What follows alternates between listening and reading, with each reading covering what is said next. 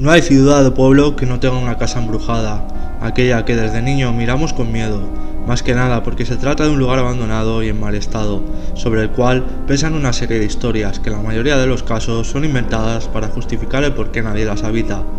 Pero no todas estas casas embrujadas son puro cuento o están deshabitadas.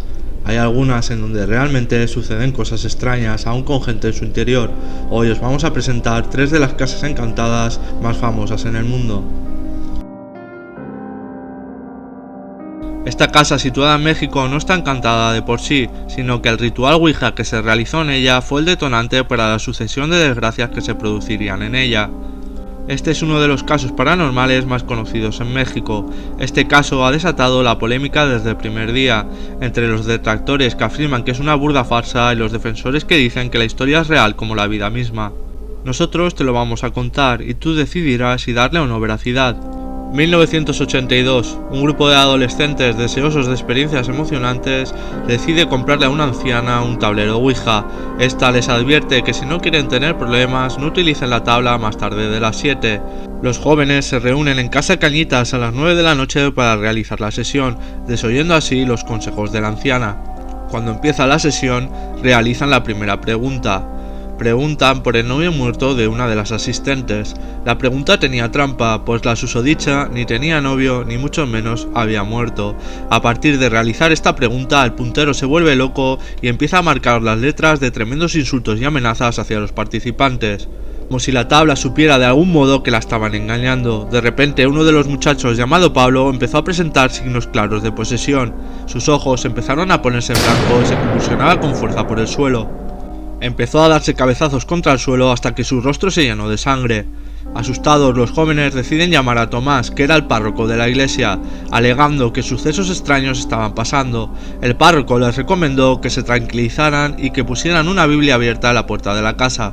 Cuando el pobre Pablo pareció salir de su trance, todavía ensangrentado aseguraba no recordar nada de lo sucedido.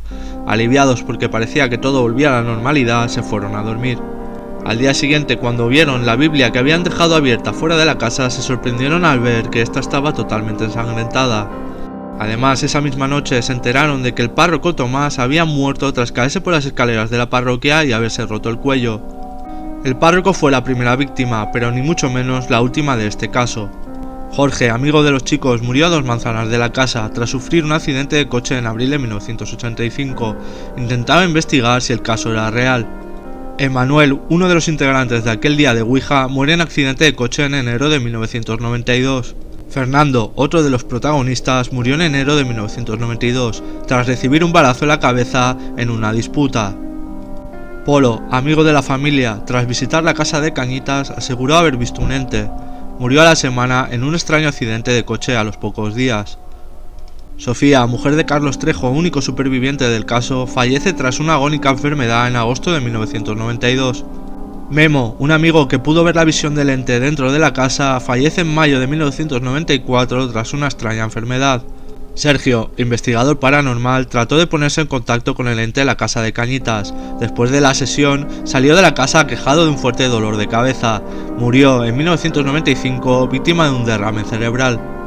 Francisco, otro investigador paranormal, descubrió en la casa de Cañitas un mensaje en un televisor apagado. En él decía: vas a morir infeliz. Falleció al caer en su vehículo por un acantilado en marzo de 1996. Miguel, amigo de la familia, al visitar la casa se abrió una puerta misteriosamente. Fue a investigar y a los pocos segundos de entrar salió despavorido gritando. Murió atropellado en diciembre de 1997. Nacho, amigo de Carlos, se suicidó sin motivo en julio de 1999 mientras ayudaba en la investigación del caso. Jorge, otro de los protagonistas de la fatídica noche y uno de los pocos que todavía quedaba con vida, acabó falleciendo en marzo de 2000 a consecuencia de un paro cardíaco.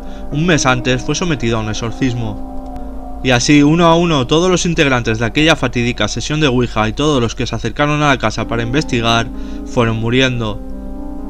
Todos menos uno, Carlos Trejo, que 36 años después de los trágicos hechos se ha convertido en un conocido estudioso de lo paranormal.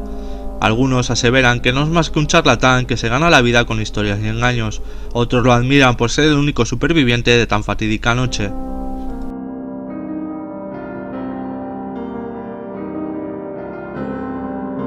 Cerca de la década de los 50, el Ministerio de Sanidad español decidió abrir cerca de Barcelona un hospital que acogiera a la gran cantidad de enfermos con enfermedades respiratorias tales como tuberculosis, fibrosis o cáncer de pulmón que había en la región.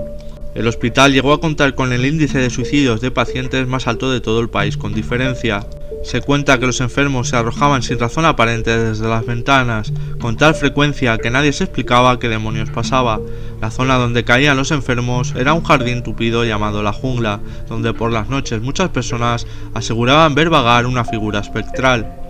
A partir de 1997 el hospital quedó abandonado. El inmenso edificio tenía 9 pisos de altura, además de varios sótanos bajo tierra, más de 1500 habitaciones, una capilla y un depósito de cadáveres. La inmensidad del hospital, junto a lo lúgubre que era, fue un imán para multitud de curiosos que querían corroborar si las historias que se contaban sobre él eran ciertas. Además, en él se grabaron varias películas de terror bastante conocidas. Muchas de estas personas, así como el equipo de rodaje de estas películas, han reportado extraños ruidos, psicofonías, cambios bruscos de temperatura e incluso apariciones de sombras. Tras estos numerosos sucesos, equipos de parapsicología acudieron al hospital para intentar detectar sucesos extraños. Aquí podéis escuchar algunas de las psicofonías que se han obtenido en el lugar. ¿Te falta oxígeno? ¿Te falta oxígeno?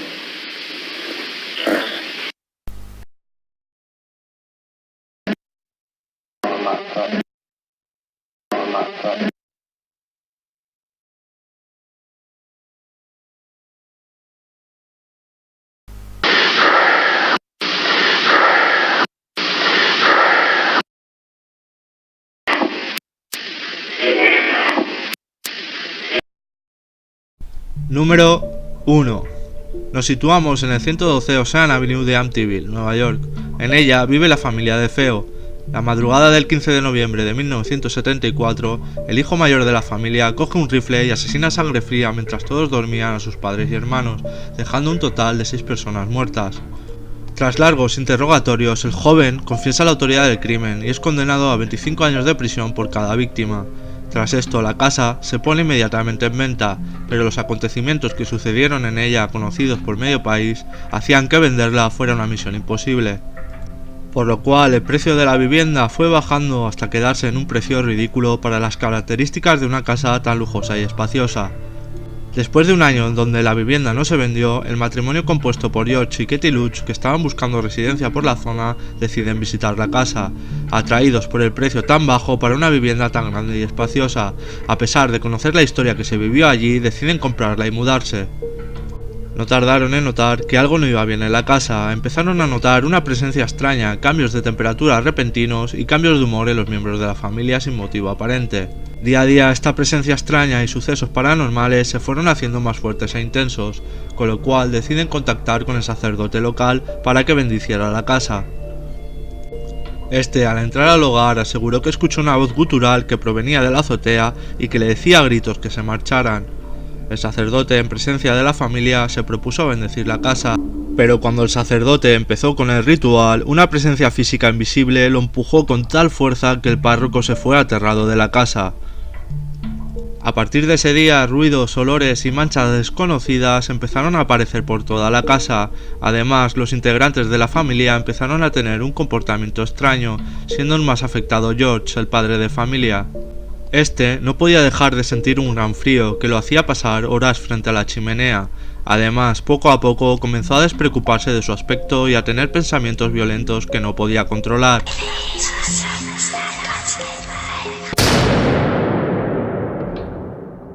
Mientras tanto, la hija menor de Melissa comenzó a hablar con una amiga imaginaria llamada Jodie. Jodie era el nombre de una de las hermanas asesinadas por Ronnie DeFeo. Con el paso de los días, no solo los olores, ruidos y las manchas comenzaron a preocuparlos. En una ocasión encontraron centenares de moscas en una habitación y en otro momento Danny, uno de los hijos del matrimonio, vio una criatura de aspecto maligno en la ventana del dormitorio de su hermana menor Melissa. Las cosas se salieron de control cuando Danny y su hermano levitaron de la cama. Según su relato, los dos se despertaron y vieron que estaban en el aire junto a la cama, a tal altura que empezaron a golpearse con el techo. La madre, aterrada y preocupada por estos hechos, y sobre todo por el extraño comportamiento del marido, al que no reconocía y empezaba a tener miedo, decidió hacer las maletas y marcharse para no volver. Con la familia ya fuera de la casa, Ed y Lorraine Warren, un matrimonio expertos en temas paranormales, fueron llamados para investigar lo que estaba ocurriendo allí. Decisión que posteriormente lamentarían. La misma Lorraine aseguró que este caso fue el peor que se enfrentó en su vida. Durante el tiempo que duró la investigación, la pareja no solo fue agredida físicamente, Ed fue lanzado al piso varias veces mientras rezaba o realizaba provocaciones religiosas, sino que también aseguraba haber sentido una presencia demoníaca y haber visto los cuerpos de la familia de Feo. Como si esto fuera poco, el equipo de la pareja logró captar la imagen de lo que parece ser un niño fantasma en el segundo piso de la casa, donde se supone que no había nadie más. Según se decía en el pueblo, la tierra donde estaba construida la casa pertenecía a un hombre llamado John Ketchum, un practicante de magia negra que tenía una cabaña donde se edificó la casa. El hombre también pidió que sus restos fueran enterrados en aquella tierra. Si te ha gustado el vídeo, suscríbete al canal, apóyalo con un like y si quieres compártelo en tus redes sociales. Un saludo y hasta el próximo vídeo.